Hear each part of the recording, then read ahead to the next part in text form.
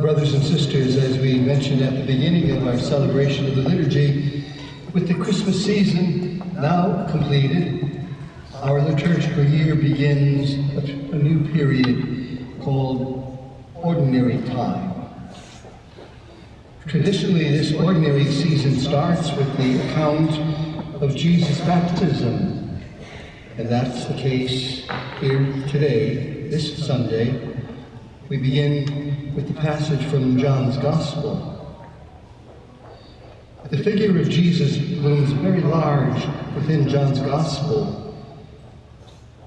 So out of difference, it seems that the evangelist does not describe the actual moment of Jesus' baptism, but is giving testimony that John the Baptist is in explaining the inaugural moment of Jesus' public ministry.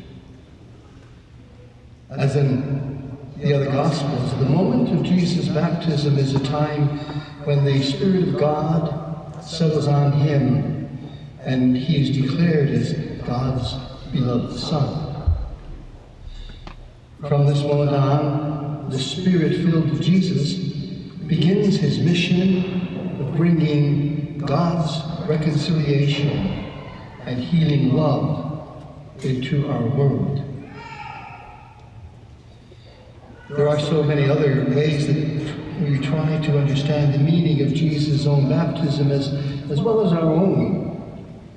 It appears from each of the gospel accounts that the preaching of John the Baptist was kind of like a trigger for Jesus to leave his home in Nazareth and begin his own God-given mission. What was it that in John's message that may have struck Jesus? Not only the gospel writers, but also the first century Jewish historian Josephus note that John proclaimed a powerful message, calling a troubled people in a turbulent time to renew their lives and to deepen their faith. He couples this message with a powerful symbolic action, calling people to the edge of the desert where Israel had been born, and to then plunge into the Jordan River that the people of Israel had crossed long before, to enter into their promised land and begin a new life. That transforming message and new beginning must have touched Jesus' own spirit, and his own preaching and healing ministry would kind of intensify John's prophetic call to be baptized. The notion of a call or vocation, or the word vocation, is a powerful motif throughout the gospel, throughout the Bible stories, and it's very close in our own Catholic tradition. In the past, some have thought of vocation as applying only to those called to the priesthood or to religious life.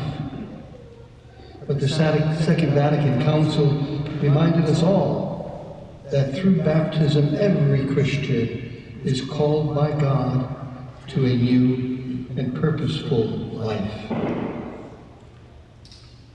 Paul, the apostle, certainly thought and felt this way. In the beginning lines of the letter to the Corinthians, Paul identifies himself as one called by God to be an apostle of Christ by the will of God.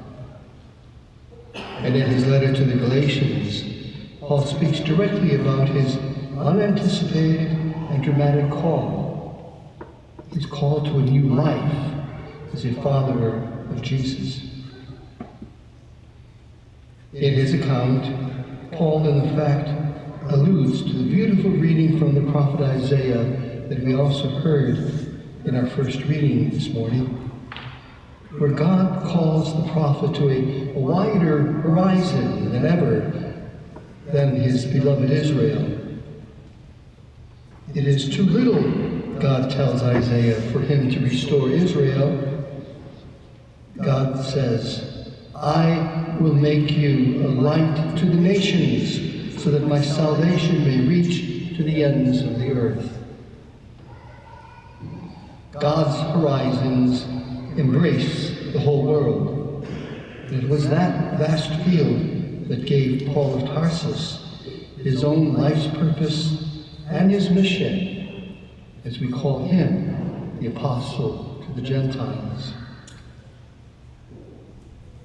My friends, this beginning of ordinary time and the account of Jesus' baptism, as well as Paul's own vocation, I think prompts all of us asking a question or two, or maybe three. What is our call? What is our God-given vocation? What is God asking of me at this point in my life? How can I lead a deeper, more purposeful life as a follower of the Lord Jesus? Brothers and sisters, our psalm response today, Psalm 40, echoes the words of Isaiah the prophet, and you sang it so beautifully. Here I am, Lord, I come to do your will. And I noticed every time we sang that verse, it seemed to have even more strength. Here I am, Lord, I come to do your will. Yes, my friends, we all need to think deeply and pray intensively that we will recognize God's call to us all and to respond generously.